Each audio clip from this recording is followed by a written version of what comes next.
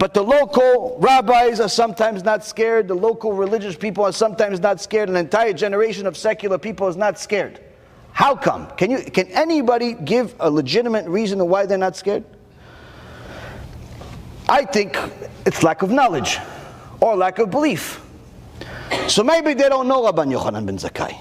Does anybody here not know who Moshe Rabbeinu is? Raise your hand. Everybody knows Moshe Rabbeinu. Moses, everybody knows Moses, right? Everybody knows Moshe Rabbeinu? Okay, so surely the people that don't believe in Gehinnom and punishment and so on, also, they know who Moshe Rabbeinu is. Now, I don't have to justify Moshe Rabbeinu being righteous. I don't have to qualify him. Everyone knows, even the Goyim, even the secular, even the anti-God people know who Moshe Rabbeinu is, and even they agree that Moshe Rabbeinu is amazing. So now you tell me this. The Midrash in this week's Parashat Masei says the following. There's a verse in the parasha where HaKadosh Baruch Hu says to Moshe Rabbeinu, command the children of Israel and say to them, when you come to the land of Canaan, this is the land that I shall fall to you as an inheritance. I mean, this is the land I'm going to give you. Midrash says, why is HaKadosh Baruch Hu adding the word this? Zot. Oh, we learn from here something called the Gezera sheva, that we have a certain superfluous word here. That means this word is used somewhere else. We have something to learn from this word. So Midrash says here that the first thing we learn, this teaches us that the Holy One, blessed is He, when He says this, that means that He's showing Moshe Rabbeinu what He's talking about, not just telling him. He says, this is the land, that means He's showing him the land. Like He sees everything. But also He's showing him everything that was and everything that would be. Meaning all of what happened until now in the past, from the creation of the world, and everything that's going to happen until MaShiach comes, until the end of the world. That's what He's showing Moshe Rabbeinu in this parasha. He shows him that Samson would rise from Dan, from the tribe of Dan. And Baruch, the son of Avinoam, will rise from Naphtali.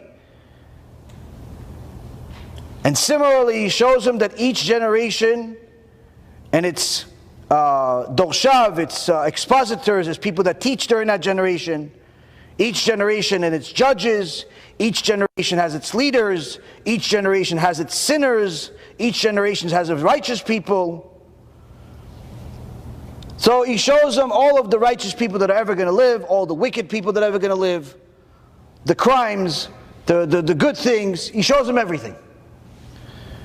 But the Midrash says, but also we learn that this word zot, this, is also used somewhere else. Where it says, this is the land, HaShem says to Moshe Rabbeinu, this is the land that I swore to Avraham, Yitzchak, and Yaakov, saying, I will give it to your offspring. I have let you see it with your own eyes. Chachamim says, what's it?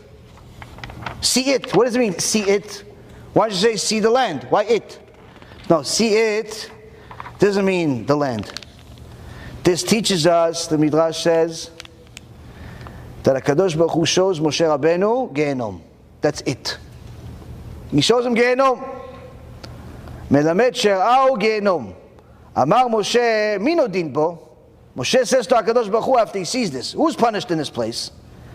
Amar lo hareshaim ve'aposhaim bi. HaKadosh Baruch Hu says to Moshe, the wicked ones, the ones that rebel against me.